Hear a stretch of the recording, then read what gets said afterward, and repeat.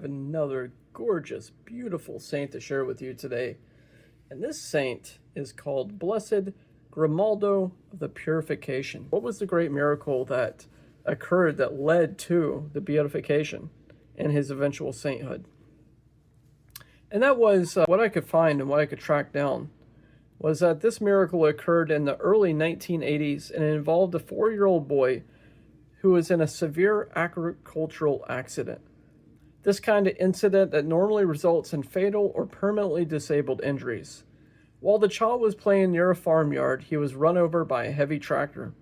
The vehicle passed directly over his body, causing massive trauma. When he was rushed to the hospital, doctors diagnosed him with multiple life-threatening injuries, including severe crushing of the thorax, that's of the chest, internal hemorrhaging, pulmonary contusions, bruising of the lungs, suspected damage to vital organs, and of course, loss of consciousness.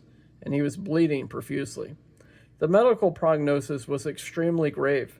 Physicians warned the family that death was likely, and if the child survived, he would almost certainly suffer permanent damage, particularly to the lungs and to the chest, because all of his bones were crushed in his chest. And this would possibly require long-term mechanical support, resulting in more chronic disability. So during this critical period, the family members and the religious faithful began praying specifically and exclusively for the intercession of Blessed Grimaldo of the Purification, invoking him by name. This detail was crucial in the canonical investigation. No other saints were invoked simultaneously, which the Church requires for clarity in assessing intercessory miracles. Sudden and complete recovery. Contrary to all medical expectations, the child stabilized rapidly. The internal bleeding ceased without surgical explanation. His lung function returned normally and quickly. No organ damage manifested. No neurological impairment developed. Within a short period, the boy made a full and complete recovery, leaving doctors unable to explain how such a catastrophic trauma resulted in no lasting injuries whatsoever.